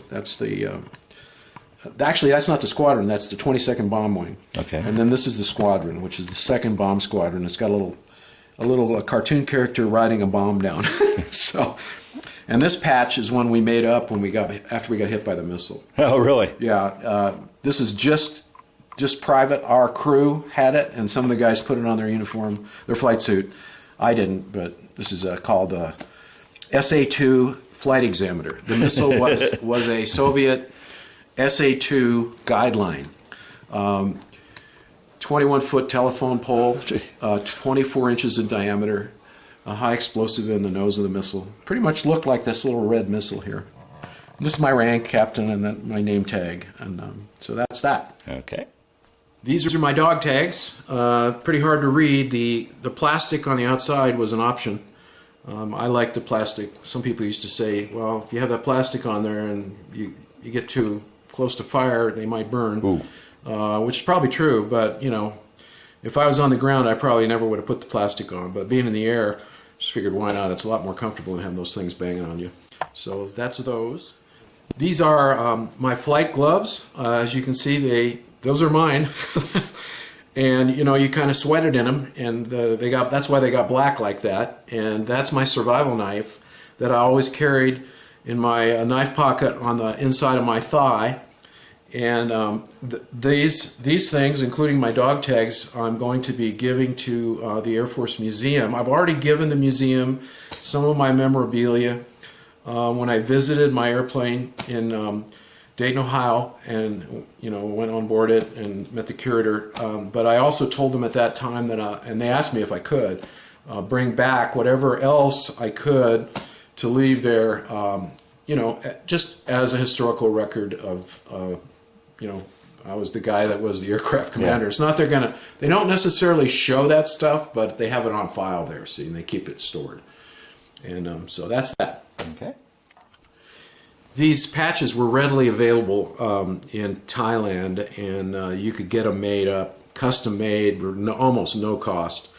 So these 2 patches were made before before the incident in '72. You can see the one on the right was from 1970. and the one on the left is also from 1970. Well, no, it's from 72. The one on the right is from 70. That's when I served on Guam, Okinawa, and Thailand. The one on the left is from my crew did that one in 72, and the MAR is not the month; it's March E12. After the incident, and the one on the left designates the incident because there's a dot there. You can see there's sort of a target, and pushing for lead meant that we were working hard to try to get to be the lead aircraft all the time when we got hit, but we weren't in the lead when we got hit. So, and then the top card is kind of a fun little card because it's the Geneva Convention identification card that they give you to give to the enemy to tell them that you are registered with the Geneva Convention and they can't torture you or twist your arm too hard. It didn't really work, but I guess that's the way I kept it in that plastic sleeve because it's been that way forever. Oh, fascinating. Okay, yeah. This is my this is personal stuff that I put together as an aircraft commander for my data.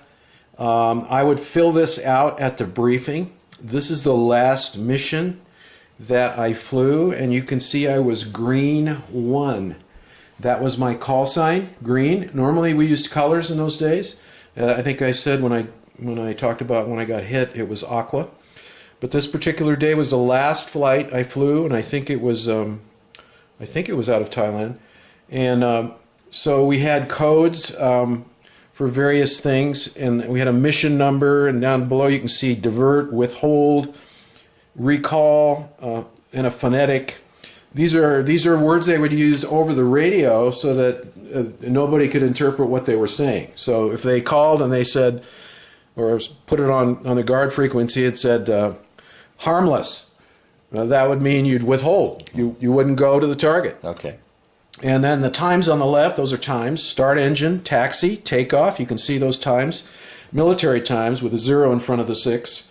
So that's just a little bit more on that. And some landing data down at the bottom. But this I used every mission, and you'd wipe it off. It's a grease pencil, and you put the new stuff on when you're in the briefing. Okay, these are the Falcon codes, and anybody that served, at least in the Strategic Air Command over there, whether it's B-52s, tankers, any of the SAC airplanes, had the Falcon codes. And the Falcon codes are very similar to what I just described, except they're very foul language, and you don't ever say it over the air, so all you use is a number. And so you probably can't see it on the camera, but through the camera, but there's a whole list of things, and I'll give you the ones that you would call out as you saw somebody land, or you saw somebody take off, or somebody made not a dangerous mistake, but something minor, or you wanted to just harass or tease somebody.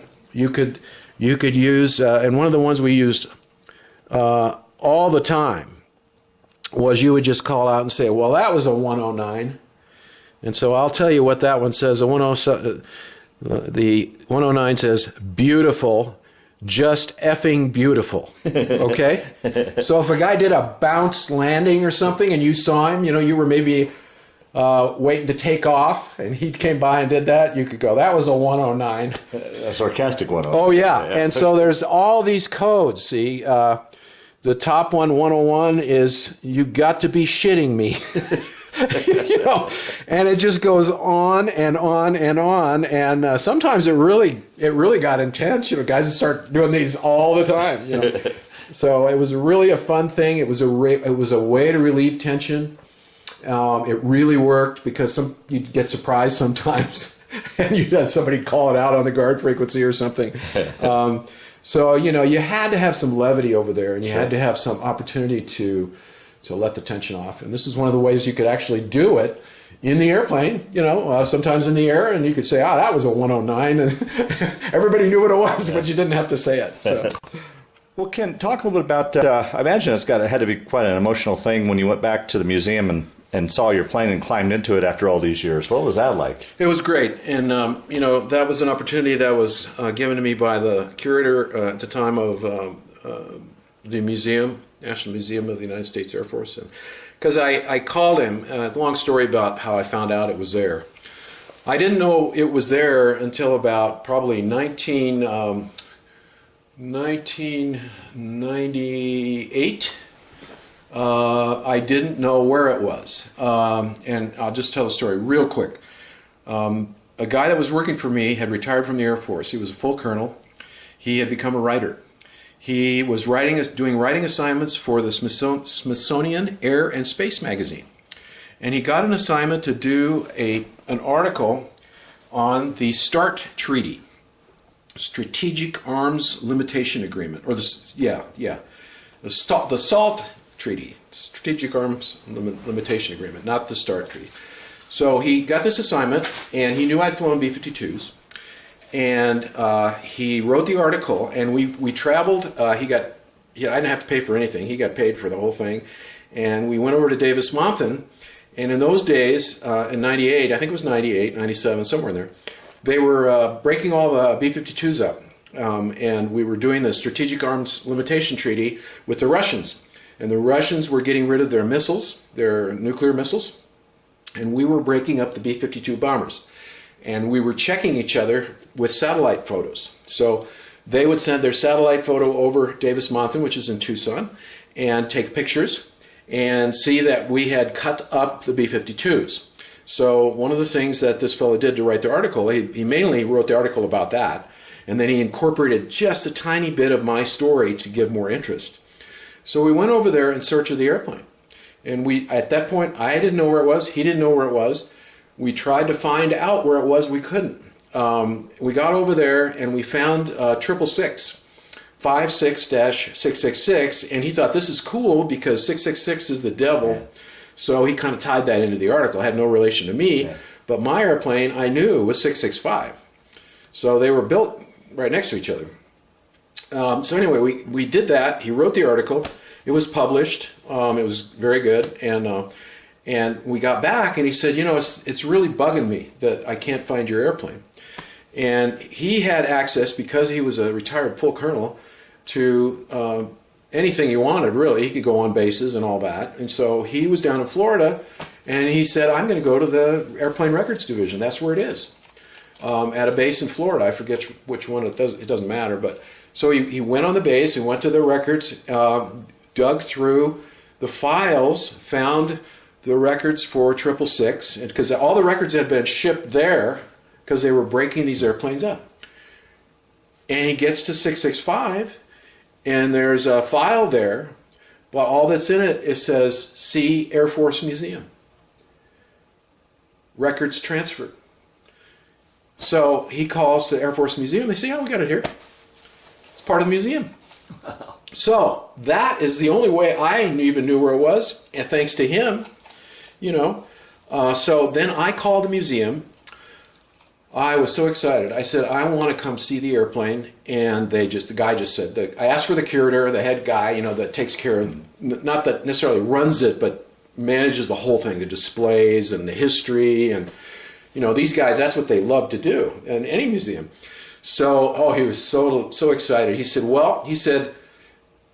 I've still got the two guys, I guess it was, two guys who actually worked on your airplane to and I use the word restore, but that's not really accurate. It's somewhat a restore. They clean it up, they maybe paint a little bit, make it look decent, but they don't really restore it. And here's the unique thing about the museum, the Air Force Museum, is that every airplane there, they do not remove the engines, they do not remove the instruments, they do not gut them out. And I think that's wonderful, because if you compare that to the Air and Space Museum in Washington, D.C., most of those are just shells.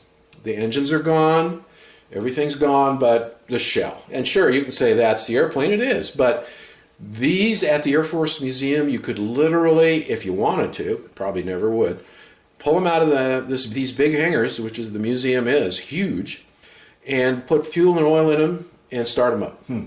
And you could, because everything is there. So he told me, he says, these guys have been worked on your airplane for about 2 years before we brought it in to the museum. And that's a normal procedure even today. And so he said, I'm going to have them there when you show up. I want you to be here at 9 o'clock, such and such a day, such and such morning. So I flew in the day before, and by myself, and a guy that I was working with at the time from British Aerospace actually came with another guy, and they didn't go up in the cockpit, but we got in, we came in walking in the door at 9 o'clock, and I told them, these are my friends, they wanted to come in with me, and they said fine, and they got over to the airplane, and they had a ladder. The airplane was sitting on kind of like marble pedestals that were about 4 feet high, big, big enough to hold the gear. The gear was, they had 4 separate landing gear, big tires, big wheels. And so each landing gear was on one of these marble pedestals. So the airplane was sitting well above where it normally would. And so they had put a ladder up. They'd opened the hatch. The hatch was underneath the crew compartment up front, and they dropped that down, had the ladder, and he said, well, let's go up. We'll go up with these 2 guys who had restored it. And he said, I want you to sit in the left seat, and these other 2 guys will sit right there with you, and I'll be back behind you, and I want you to tell your story. Oh, wow. So, yeah, it was the same. It was just, that was the airplane. I mean, so yeah, I got in and got in the left seat and sat down and told them my story, and it wasn't. I didn't really get emotional at that point, but we were up there about an hour, well over an hour and a half, I'd say, and they were thrilled, and it was just great.